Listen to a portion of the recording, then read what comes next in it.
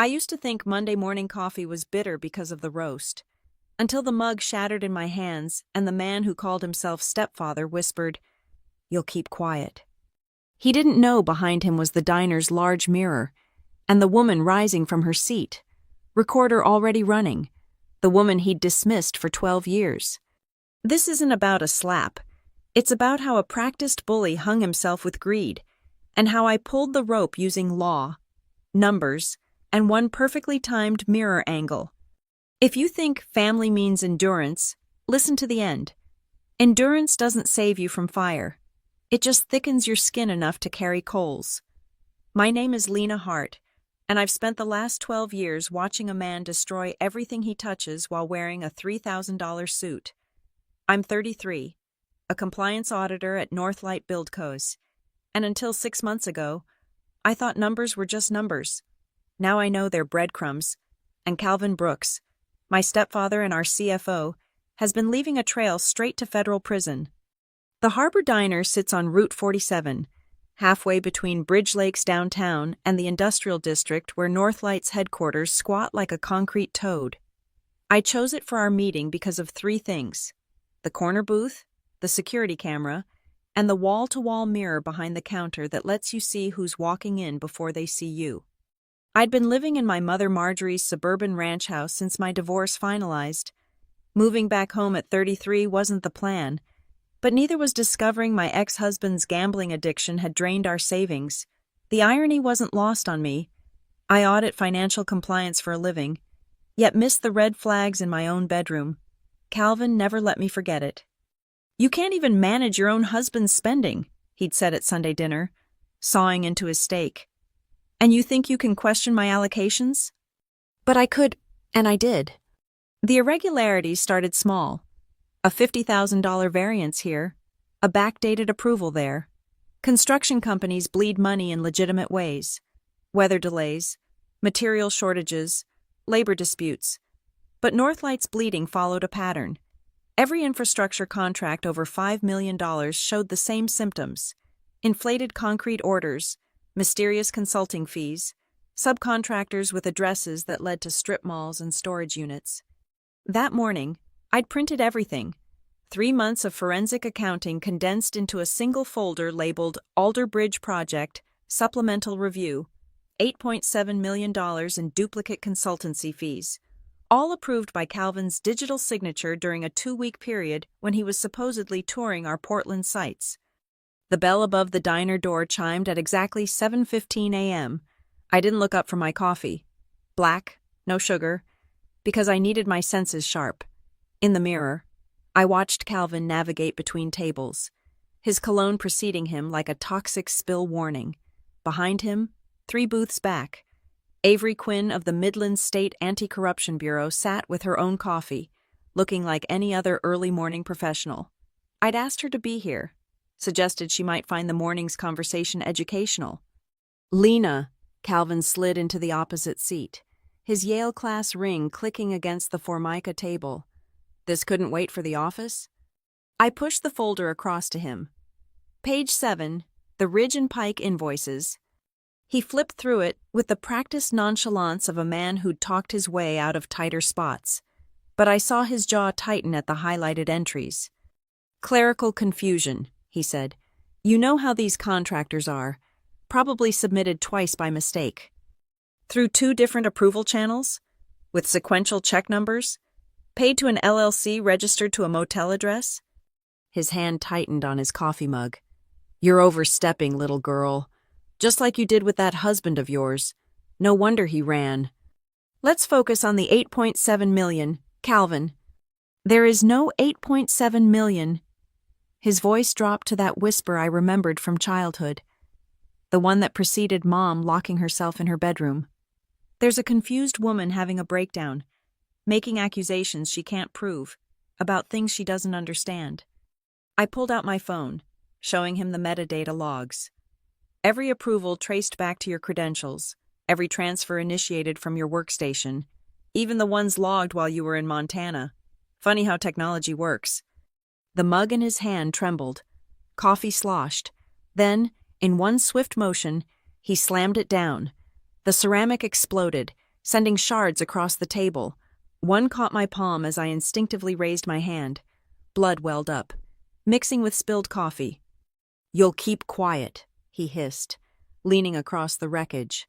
"You'll go back to your cubicle, delete whatever fantasy you've constructed, and remember who keeps your mother in that house." That's when Avery Quinn stood up. In the mirror, I watched her approach with deliberate calm, badge already in hand.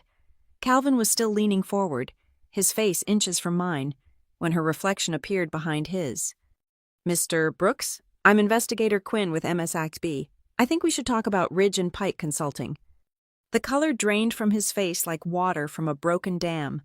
He turned, saw the badge, then looked back at me.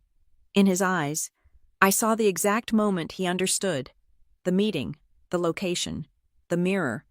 Everything had been deliberate. "You set me up." Not a question, an admission. I wrapped a napkin around my bleeding hand and stood. "No, Calvin, you set yourself up. I just made sure there were witnesses." As Avery formally introduced herself and suggested Calvin might want to contact his attorney, I gathered my papers with my good hand. The other diner patrons had stopped pretending not to stare. The owner was already on the phone, probably calling the police about the disturbance. This was just the beginning. Calvin Brooks had built his empire on intimidation and doctored numbers. But numbers, unlike people, don't lie when you pressure them. They simply wait for someone to read them correctly. And I was very, very good at reading. The Brooks family dynasty at Northlight Buildco wasn't built on merit. It was mortared with nepotism and sealed with intimidation. Calvin had married my mother when I was 21, fresh out of college with an accounting degree, and naive enough to believe that family meant something pure. 12 years later, I understood family was just another word for leverage in Calvin's vocabulary. "You need to drop this," Mom said that evening. Standing in her kitchen with its granite countertops, Calvin loved to mention cost $30,000. Her hands shook as she poured wine, her third glass since I'd told her about the morning's confrontation. "He provides for us, for you. He steals, Mom, from taxpayers, from the city. That bridge money could have fixed the central elementary roof that's been leaking for 2 years. That's not our problem." She wouldn't meet my eyes, focusing instead on the backyard view where Calvin's boat, a 40-foot Meridian he'd named Justified, sat shrouded for winter.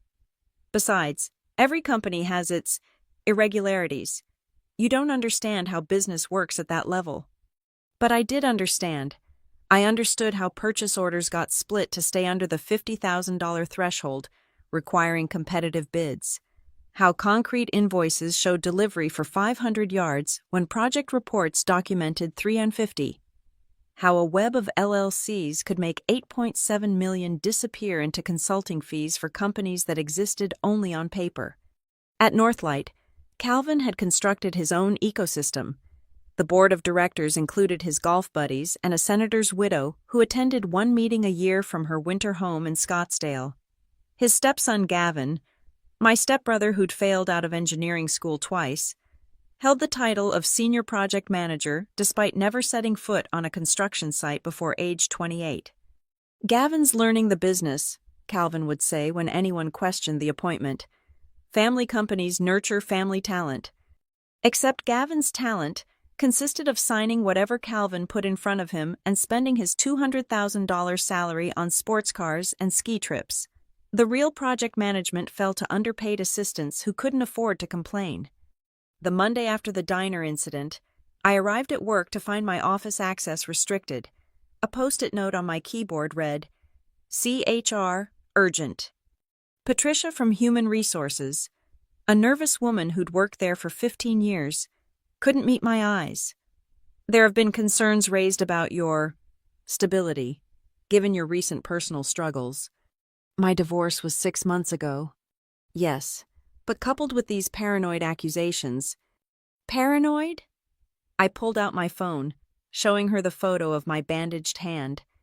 "He assaulted me in a public diner. There's video footage." Patricia's face went pale. "Mr. Brooks explained you had an episode, that you hurt yourself." This was Calvin's playbook. Discredit, Isolate, eliminate. He'd done it to the previous compliance manager who'd asked too many questions. That man now worked at a hardware store in Michigan, his reputation destroyed by whispers of mental health issues and inappropriate conduct that Calvin had carefully seeded. I need you to document that I'm requesting a fitness evaluation from an independent psychiatrist, I said calmly, at my own expense, and I'll be continuing my work until that evaluation is complete. I don't think Mr. Brooks will. Mr. Brooks doesn't make HR decisions. That's your job. Patricia, unless you want to explain to the labor board why you suspended an employee for reporting financial irregularities. She stammered something about checking with legal. I left her office and went straight to IT, where Noah Vale, a programmer who owed me a favor for not reporting his cryptocurrency mining on company servers, was waiting. You sure about this? He asked, fingers hovering over his keyboard. Calvin's got admin access to everything. Not everything. Pull up the approval logs for the Ridge and Pike payments. Noah's screens filled with code. Okay, but what am I looking for? Timestamp discrepancies. Calvin was in Montana from March 10th to 24th. Find any approvals with his credentials during that window. 20 minutes later, we had it. 17 approvals, totaling $3.2 million. All authenticated with Calvin's credentials, while his corporate credit card showed charges at a fishing lodge 900 miles away. Holy shit, Noah whispered. This is... Save everything to an encrypted drive. Make 3 copies. One for me, one for you, one for your friend at MSACB? Noah grinned nervously. Avery Quinn called me an hour ago. Said you might need technical support. The investigation was already moving. Calvin could intimidate my mother, manipulate HR, stack the board with cronies, but he couldn't stop the momentum of truth once it started rolling. Every forged approval, every shell company, every inflated invoice was another crack in his foundation. That night, Mom called me crying. He says you're trying to destroy our family, that you're jealous of Gavin, that you can't stand seeing other people succeed. Mom, when's the last time you saw your bank statements? Silence. Then, Calvin handles all that. He says it's easier, with the taxes and investments. Ask to see them, just once. Ask to see where your insurance settlements from Dad's death went. Lena, please. Ask him, Mom, or I'll show you myself when this is over. I hung up and stared at the wall of evidence I'd built in my apartment. Spreadsheets, flowcharts, corporate filings, bank records. Calvin Brooks had spent 12 years building his empire of theft, convinced that fear and family ties would keep everyone silent. He was about to learn that numbers don't respond to intimidation, and neither did I. 3 layers of evidence. That's what Avery Quinn told me prosecutors needed. Documentary proof, financial records, and witness corroboration. I had 2 layers solid. The third was sitting in a rundown motel off Exit 47, doing business as Ridge and Pike Consulting. The Mile 47 Motor Lodge hadn't seen legitimate travelers since the interstate bypass opened. Now it hosted hourly rentals and, apparently, Calvin's shell companies. Room 12 had a brass nameplate. Ridge and Pike Consulting, Regional Office. I photographed it next to that day's newspaper, noting the overflowing mailbox stuffed with unopened government correspondence. My spreadsheet mapped the money like a virus spreading through Northlight's bloodstream. Purchase orders for Portland cement suppliers showed 2,800 yards delivered to the Alder Bridge project. The actual construction reports, signed by legitimate foremen who had no idea their paperwork was being altered upstream, showed 2,100 yards used at 100 meters per yard. That's 105,000 phantom concrete. Multiply that across 17 projects over 28 months. You're becoming obsessed, Mom said when she found me at 2 a.m., surrounded by bankers' boxes in her dining room. This isn't healthy. What's not healthy is Calvin stealing $11.9 million while city workers get laid off for budget shortfalls. She flinched at the number. That can't be right? I showed her the summary sheet. Purchase orders, shell companies, offshore transfers, each transaction small enough to avoid federal reporting requirements, but together forming a clear pattern. Mom stared at the papers like they might bite her. Even if this is true, which I'm not saying it is, you're putting yourself in danger. Calvin has connections, political friends. You don't know what he's capable of. I know exactly what he's capable of. I touched my still healing palm. That's why I'm doing this properly.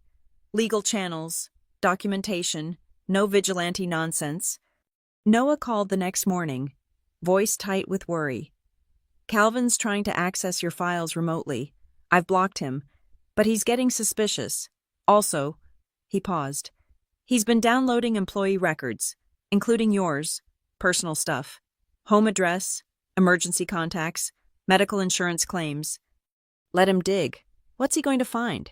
Therapy sessions after my divorce? Antidepressants? Half of America's on antidepressants. Lena, I found something else. The approval overrides. They're not just using his credentials. There's a pattern in the system logs. Someone installed a bot that auto-approves anything from specific vendors. It's sophisticated, professional coding. Can you trace who installed it? Already did. The initial deployment came from Gavin's workstation, but the code's way beyond his abilities. This is hired talent, Eastern European, based on some comments in Cyrillic. Another thread to pull. I met Avery at a truck stop outside city limits, handing over USB drives and printed records. She looked tired, the kind of tired that came from fighting institutional corruption in small cities where everyone knew everyone. The federal prosecutor's interested, she said, sliding the evidence into a locked briefcase. But they want more on the money trail. Where's it going after Ridge and Pike? Working on it. Calvin's not stupid enough to park millions in checking accounts. It's moving somewhere. Follow the toys, Avery suggested.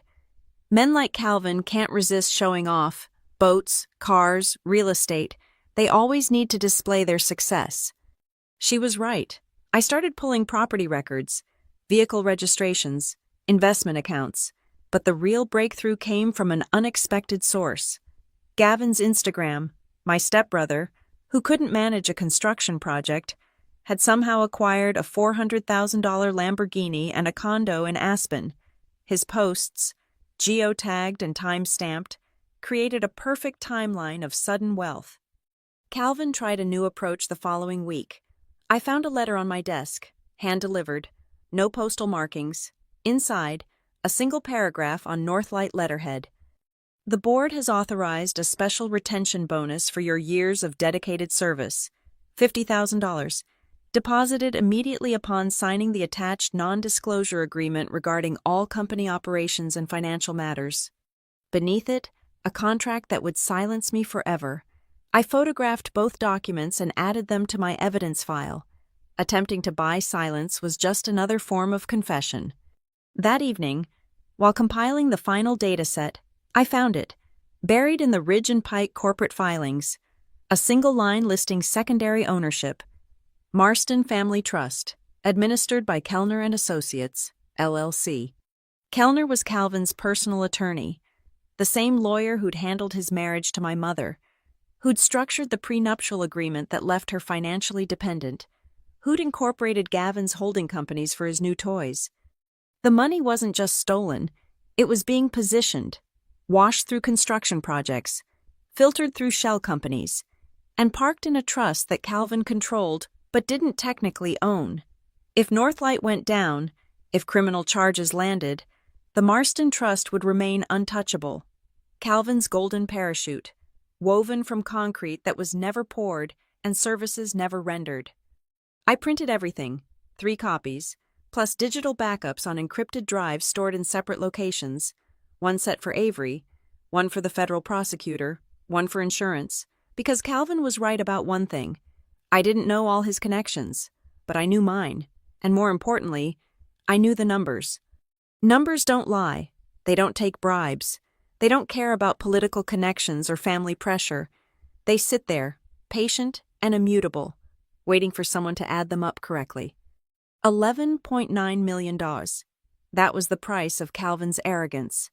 Now it was time to present the bill. The Bridge Lake City Council chambers smelled like old coffee and disappointment. Every Tuesday, citizens gathered to complain about potholes and zoning variances, but tonight's agenda had an unusual addition. Public comment on Alder Bridge project cost overruns. I'd submitted my request to speak using Northlight's own compliance protocols, the ones Calvin had signed into policy but never expected anyone to actually use.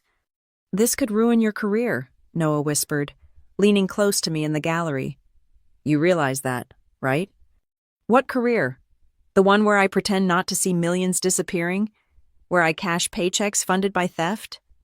The council members filed in. 5 local politicians who'd won their seats by promising fiscal responsibility. Council President Janet Marsh, a former teacher, looked uncomfortable as she called the meeting to order. They all knew Calvin. He'd donated to their campaigns, sponsored their community events, but they also knew their voters, working people who paid taxes for bridges that cost 40% more than they should. "Before we begin," Councilwoman Rivera announced, "I should disclose that Northlight contributed to my re-election campaign. However, I believe I can remain impartial regarding tonight's discussion." One by one, the others made similar disclosures. Calvin's web of influence, laid bare in the public record. When they called my name, I walked to the podium with my laptop and a remote control. Behind me, the projection screen flickered to life. Slide 1. Alder Bridge Project. Approved budget versus actual expenditure. Good evening, I'm Lena Hart, compliance auditor at Northlight Buildco. Over the past 3 months, I've identified systematic irregularities in our public construction contracts. What I'm about to show you isn't speculation. It's documented fact, backed by internal records and financial data. Slide 2. A simple bar graph, budgeted concrete costs versus invoiced amounts. The gap between them could have funded the new library. These overages aren't from legitimate cost increases. They represent materials that were ordered, paid for, but never delivered to construction sites. I heard the chamber doors open. Calvin entered with 2 men I didn't recognize. Lawyers, probably. He took a seat in the back row, arms crossed, radiating the kind of confidence that came from years of unchallenged authority. Slide 3. The Ridge and Pike invoices, dates, amounts, approval chains. This consulting firm, which received $3.2 million in payments, operates from a motel room. They've never filed a tax return. They have no employees. They exist solely to receive Northlight funds. "Ms. Hart," Council President Marsh interrupted, "these are serious allegations. Do you have supporting documentation?" "Everything I'm showing you tonight comes from Northlight's own systems. Purchase orders, approval logs, bank transfers, all generated through legitimate company channels. I've provided complete copies to the Midlands State Anti-Corruption Bureau." The mention of MSACB caused a stir. Calvin's lawyers leaned in, whispering urgently, but I wasn't done. Slide 4. Gavin's Instagram timeline matched against unusual payment spikes. These irregularities follow patterns. Large payments consistently precede personal acquisitions by company insiders. Correlation isn't causation. But when the same correlation appears 17 times... "This is harassment," Calvin stood, his voice echoing off the wood paneling. "Ms. Hart is a disgruntled employee with a history of mental instability. She's going through a difficult divorce, living with her mother, lashing out at authority figures." "Mr. Brooks," Council President Marsh said firmly, "you'll have your opportunity to respond. Please be seated." He remained standing. "This woman assaulted herself in a diner and blamed me. She's created elaborate conspiracy theories. The council should not give platform to defamation." "I have video evidence of the diner incident," I said calmly, switching to slide 5, a still frame from the security footage, showing Calvin's hand slamming down the mug. "The full recording has been submitted as evidence to MSACB." Calvin's face went from red to white. His lawyers pulled him back to his seat. I continued through my presentation. 14 slides, each one a nail in Calvin's coffin. Shell companies layered like Russian dolls. Approval overrides during confirmed absences. the Marston Trust structure designed to shield stolen funds. The total diverted from public contracts over 28 months is $11.9 million. That's not a rounding error. It's not legitimate profit. It's theft from Bridge Lake taxpayers who approved these bonds believing their money would build infrastructure, not fund personal enrichment. When I finished, the chamber was silent. Councilwoman Rivera looked sick. Council President Marsh was studying her notes like they contained escape routes. "Thank you, Ms. Hart," she finally said. "Mr. Brooks, would you like to respond?" Calvin approached the podium with measured steps, every inch the successful executive. "Council members, I've built Northlight into this region's premier construction firm. We employ 300 people. We've completed every project on time. These accusations from a junior employee, who I note is my stepdaughter, with obvious personal grudges, don't merit serious consideration." "Then you deny the existence of Ridge and Pike Consulting?" Councilman Torres asked. "Subcontractors are part of any major project. Subcontractors operating from motel rooms?" Calvin's smooth facade cracked slightly. "I'd need to review the specific—" "Mr. Brooks?" Council President Marsh interrupted. "Given the serious nature of these allegations and the documentation provided, this council will be requesting a full independent audit of all Northlight public contracts. I'm also forwarding tonight's transcript to the State Attorney General's office." The vote was unanimous. Even Calvin's campaign beneficiaries couldn't ignore evidence presented so publicly, recorded for the evening news. As the meeting adjourned, Calvin pushed through the crowd toward me. His lawyers tried to hold him back, but rage had overcome caution. "You have no idea what you've done," he hissed, close enough that I could smell his fear beneath the cologne. "No idea who you're playing with." "I'm not playing, Calvin. I'm auditing. It's what I do." Behind him, I saw Avery Quinn speaking with Council President Marsh, her MSACB badge visible. The machine was in motion now. No amount of political connections could stop it. Calvin had asked for this meeting to be private, in some dark corner where intimidation worked. Instead, I dragged his crimes into the light, under public record, in front of cameras and witnesses. The parking lot was full of news vans when we left. Tomorrow, Bridge Lake would wake up to headlines about corruption at its biggest construction firm, Calvin's Kingdom, built on stolen concrete and phantom invoices, was finally visible to everyone, including my mother, who I knew was watching the live stream from home, finally seeing what I'd been trying to tell her. The truth was public now. There was no taking it back. The money trail was like following breadcrumbs through a maze, except Calvin had tried to eat half the crumbs and scatter the rest. But forensic accounting is patient work, and I had something Calvin didn't expect: help from the inside. "I can't believe I'm doing this," Gavin said, sliding into the booth at Pete's Coffee, far from Northlight's offices. My stepbrother looked haggard, designer stubble failing to hide the stress lines. "If he finds out—" "He's going to prison, Gavin. The only question is whether you go with him." Gavin's hands shook as he opened his laptop. "I didn't know, okay? He said the consulting fees were legitimate. Said Ridge and Pike handled specialized permitting. I just signed where he told me." "But you knew enough to ask for a Lamborghini." His face flushed. He called it a performance bonus. Said the company was doing well. Family should benefit. I pushed an immunity agreement across the table. Avery Quinn drew this up. Full cooperation in exchange for prosecutorial discretion. Your best chance of avoiding orange jumpsuits. While Gavin read, slowly, his lips moving, I pulled up the expanded money map Noah and I had constructed. 3 shells wasn't the end. It was just the visible part. Ridge and Pike funneled money to Alder Materials LLC, supposedly a bulk supplier, but actually just a post office box in Delaware. From there, funds moved to Bridge Lake Development Holdings, then to Marston Family Trust. But the trust wasn't the final destination. It was a way station. "The cars," Gavin said suddenly. "He made me buy the cars through some company in Nevada. Said it was for tax purposes." "What company?" "Desert Sun Automotive Holdings. But here's the weird part. I never saw the titles. Calvin kept them in his office safe. Another thread. I made notes while Gavin pulled up his email, searching for correspondence about the purchases. What he found made my blood run cold. "Look at this," he said, turning the screen. "Instructions for wire transfers, but the amounts don't match the car prices. The Lamborghini was $400,000, but the wire was for $600,000. Where did the extra $200,000 go?" I don't know. Calvin handled it. Said dealer fees, transport, customization.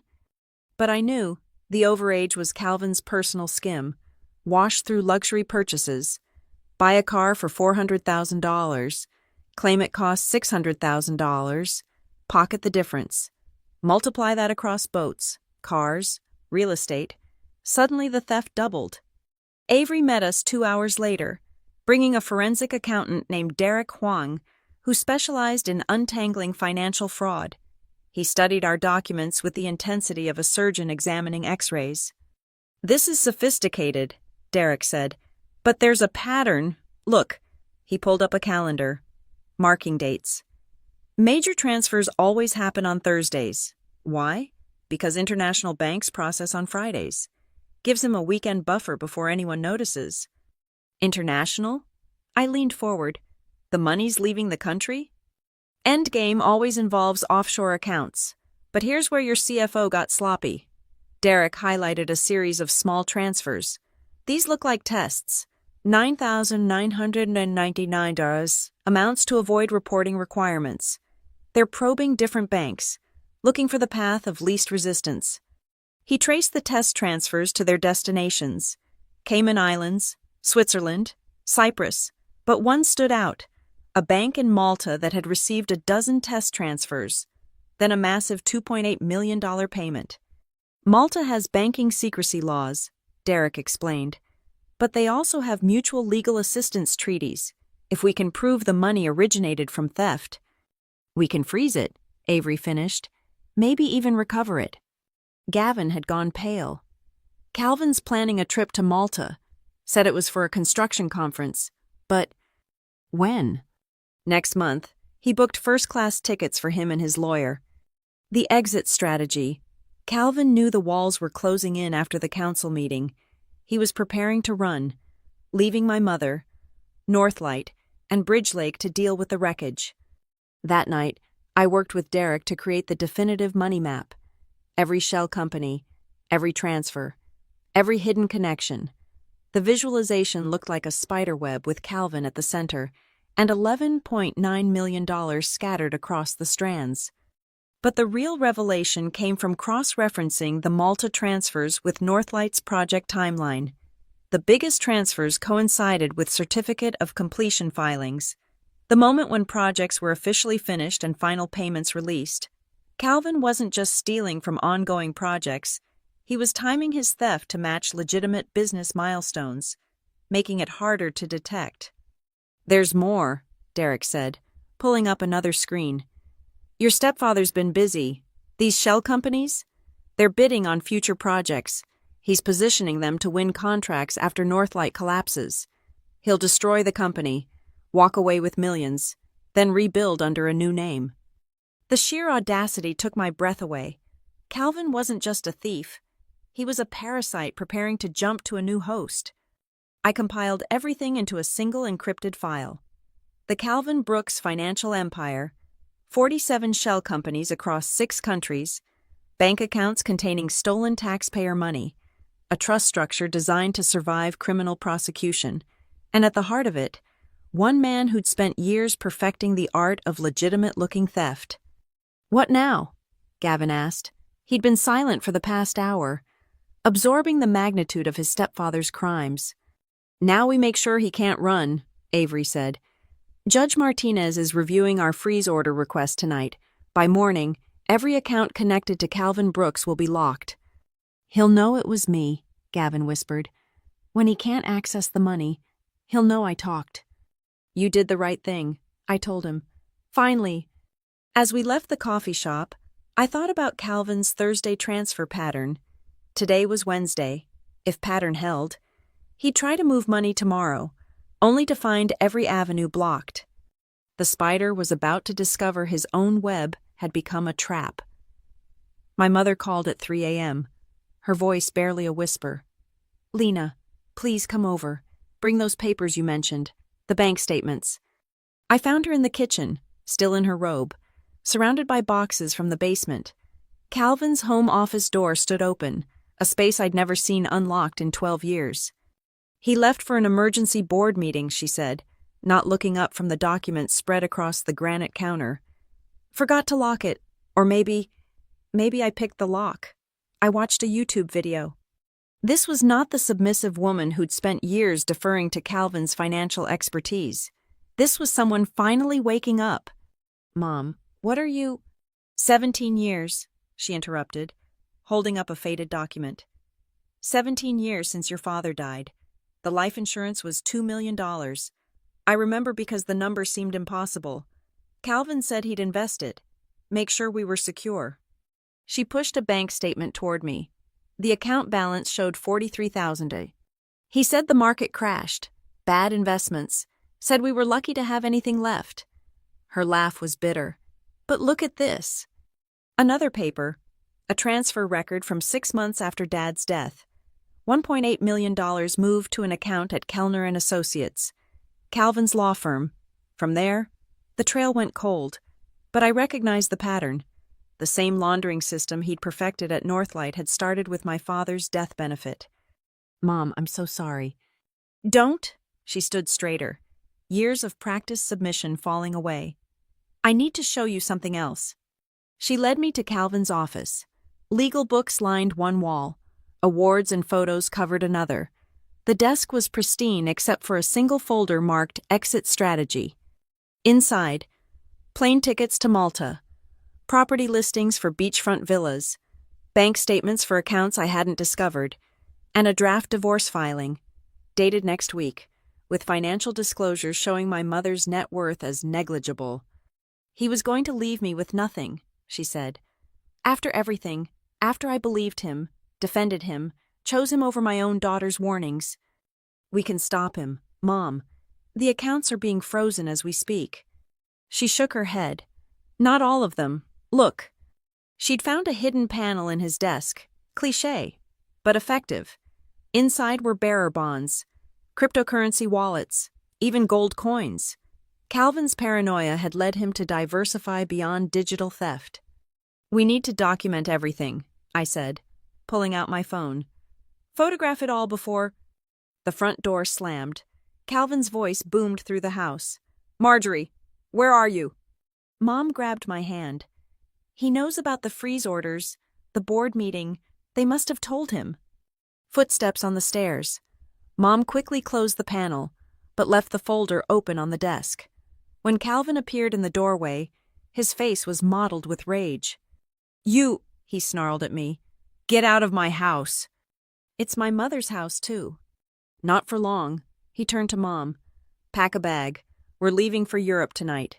Business expansion opportunity." "No," Mom said quietly. The word hung in the air like a challenge. Calvin blinked, as if he'd misheard. "What did you say?" "I said no. Calvin, I'm not going anywhere with you."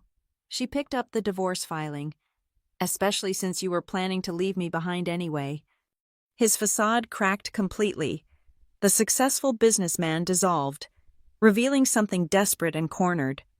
"You don't understand. They're freezing accounts, making accusations. We need to regroup offshore." "You need to run," Mom corrected, "because you stole millions, including my husband's life insurance." "I invested that money for us." "Into your personal accounts. I have the transfer records." Calvin lunged for the desk, trying to grab the documents. Mom stepped back, and I moved between them. "Don't," I warned. "Assault charges won't help your situation." "You poisoned her against me," he hissed. "Just like you've poisoned everyone else. The board, the council, even Gavin." I told them the truth. "That's not poison. Calvin, that's just consequences." He laughed, ugly and sharp. "Consequences? You think you've won? I've got resources you can't imagine. Lawyers who'll bury you in litigation. Political friends who'll make your life hell. You'll never work in finance again. Maybe not, I conceded. But you'll never work anywhere again, except maybe the prison kitchen. Mr. Brooks? A voice from downstairs. Avery Quinn appeared with 2 MSACB investigators. We have a warrant to search these premises and seize financial documents. Calvin's face cycled through emotions: rage, fear, calculation. For a moment, I thought he might run or fight. Then his shoulders sagged. I want my lawyer, he said. Of course. You can call them from our office. Avery held up an evidence bag. We'll need your passport first.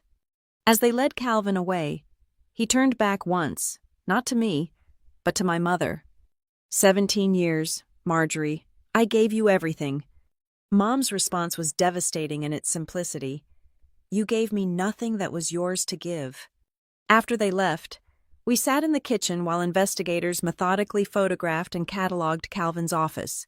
Mom made coffee. Real coffee.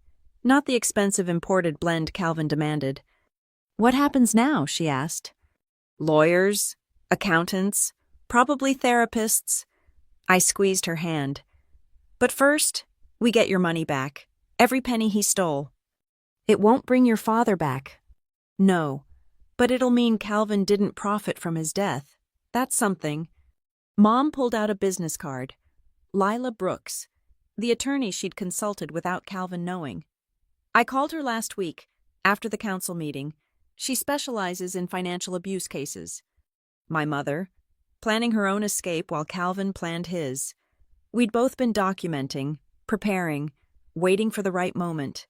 The difference was, our evidence would hold up in court. As dawn broke over Bridge Lake, I realized Calvin had been wrong about family being leverage. Real family was what Mom and I had. Trust rebuilt from truth. Strength found in standing together. Calvin had millions in offshore accounts, but we had something worth more. Proof, justice, and each other. The Northlight Build Co. emergency board meeting was scheduled for 2 p.m. in the executive conference room, 24th floor, glass walls, chrome and leather testament to Calvin's expensive tastes. I arrived at 1:45 with 2 banker's boxes and a laptop, my compliance badge still somehow working despite Calvin's attempts to revoke it. You can't be here, Gavin stammered from his seat at the table. Dark circles under his eyes suggested he hadn't slept since our coffee shop confession. Actually, I set down my boxes with deliberate calm.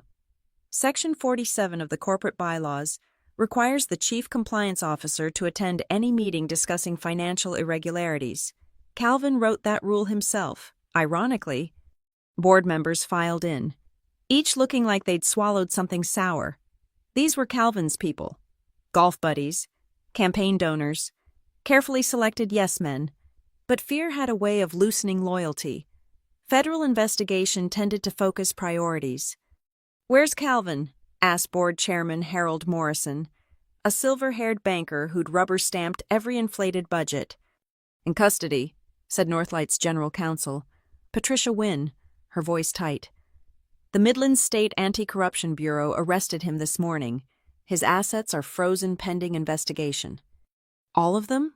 Morrison's face paled. All they've found so far. I opened my laptop. Which brings us to why we're here. Ms. Hart, Morrison attempted his authority voice. This is a board-level discussion. About $11.9 million in theft orchestrated by your CFO. Yes, I'm aware. I connected to the projection system.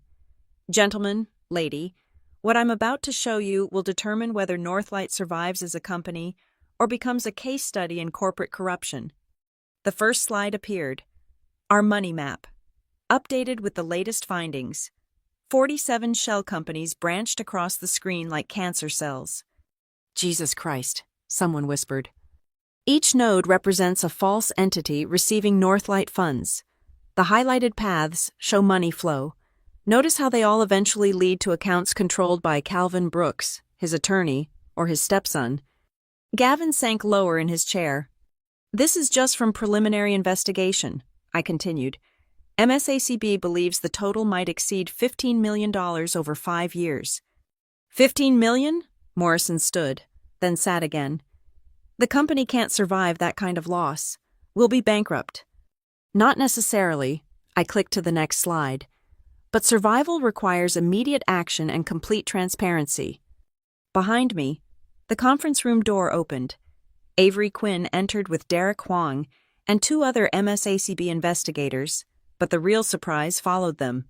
3 representatives from Bridge Lake Municipal Bank, Northlight's primary lender.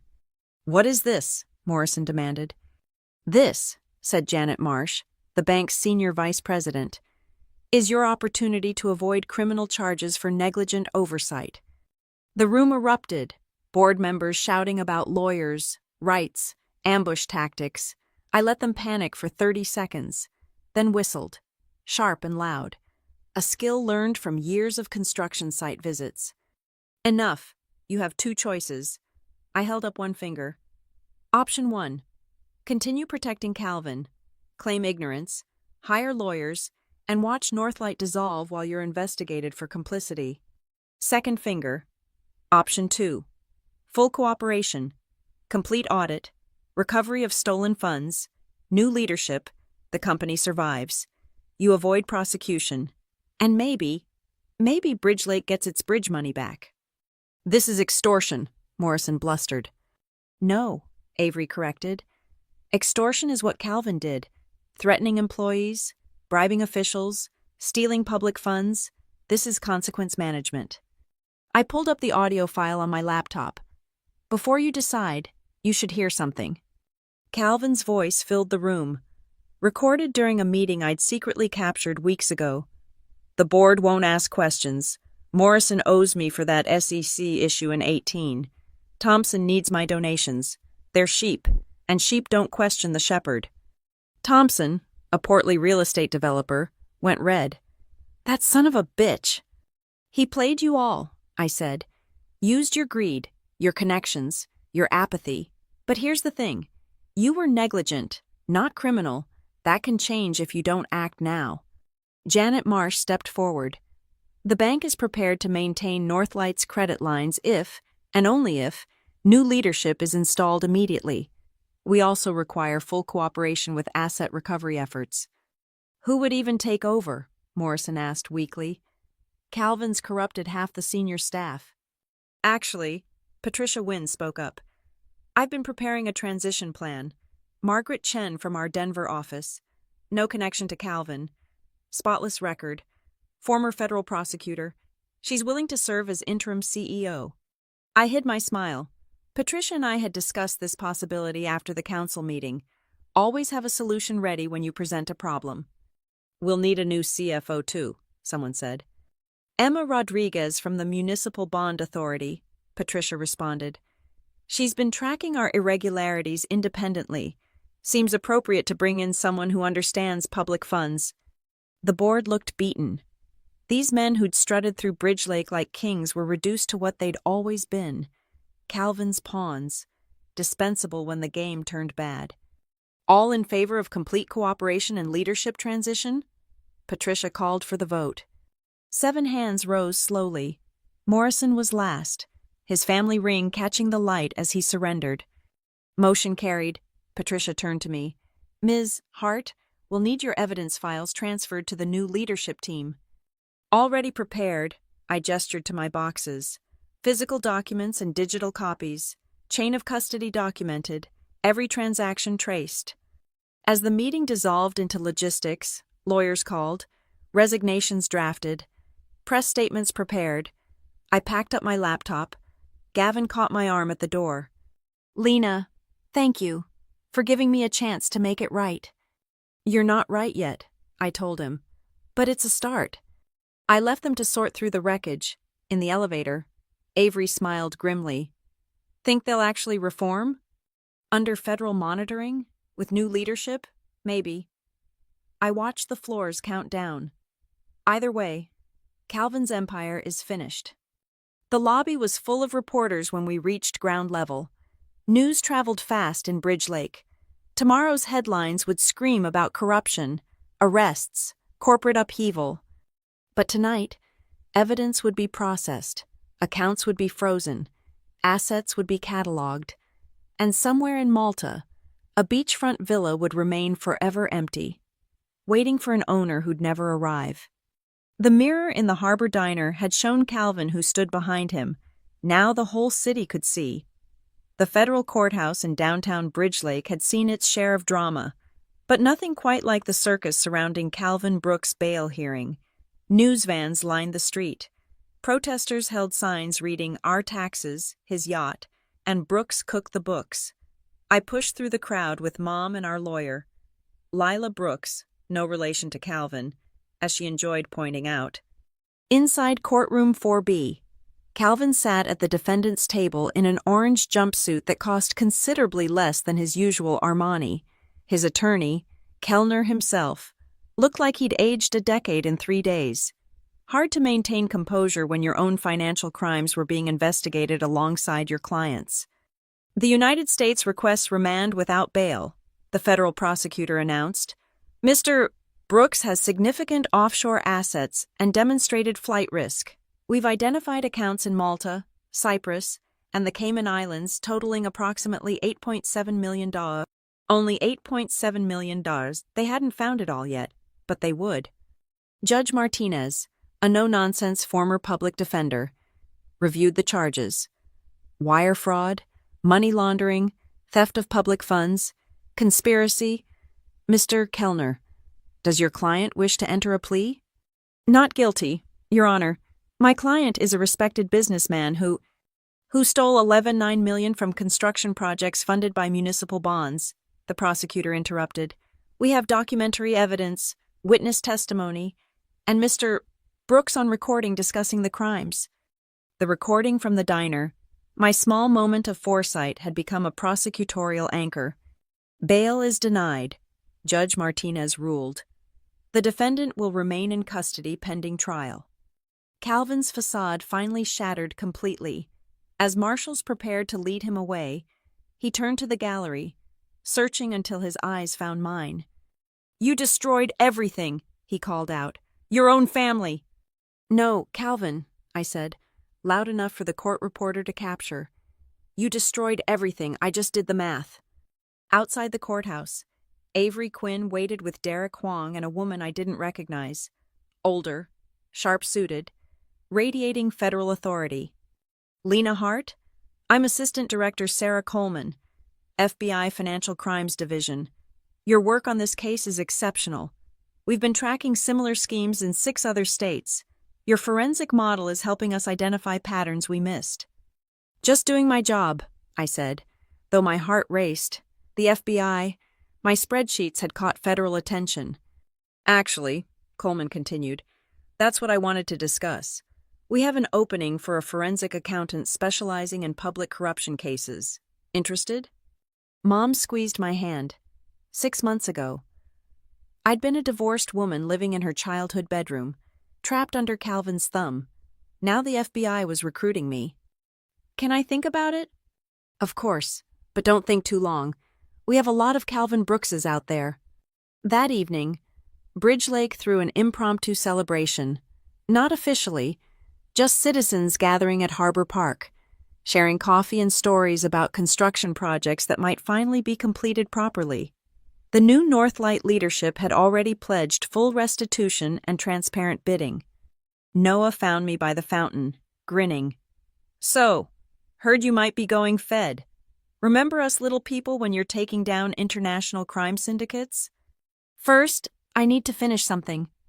I'd saved one piece of evidence, not for the prosecutors. They had everything they needed. This was personal. At the Mile 47 Motor Lodge, the owner was clearing out Room 12, former headquarters of Ridge and Pike Consulting. I handed him an envelope. "What's this?" he asked. "Proof that Calvin Brooks used your address for fraud. You might have a civil case, damages for reputation, lost business. Lila Brooks can help you file." He stared at the papers, then at me. "Why?" "Because Calvin hurt more than just Northlight. Every fake company, every shell game. There were real people and real businesses caught in the crossfire. You deserve compensation too." Driving home, I passed the Alder Bridge construction site. Work had resumed with legitimate contractors and actual concrete deliveries. The bridge would be finished by year-end, only 2 years late and several million over budget, but it would be real, solid, built to last. Mom was in the kitchen when I arrived. Papers spread on the counter, bank statements, investment accounts, insurance documents, all in her name now, all recovered or in the process of recovery. Lila called, she said. The divorce was finalized in record time. Abandonment and financial fraud tend to expedite things, and the Marston Trust assets are being liquidated. Early estimate is I'll recover about $1.4 million of Dad's insurance. It should have been all of it. It's enough. She looks stronger than I'd seen her in years. Enough to start over. Maybe enough to help you start over too, if you need it. Actually, I told her about the FBI offer. Her smile was radiant. Your father would be so proud. Using numbers to catch the bad guys. It's perfect for you.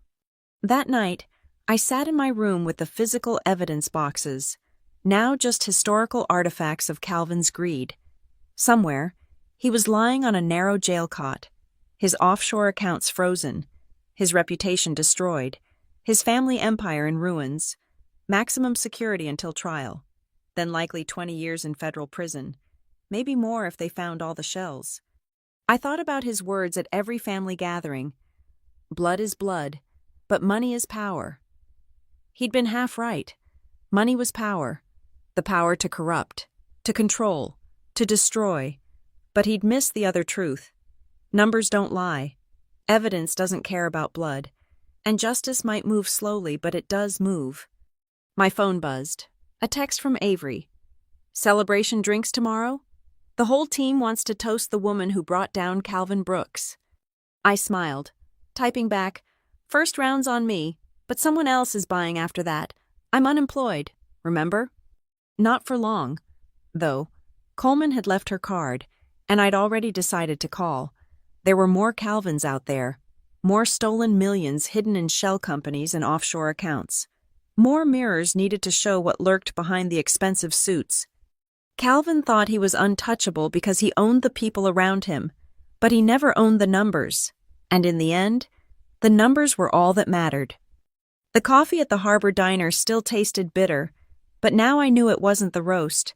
It was the memory of that morning when everything changed, when a cup shattered and a man revealed his true nature, not knowing that behind him stood not just a mirror, but a woman who'd learned that revenge is best served not cold, but calculated, documented, and completely legal.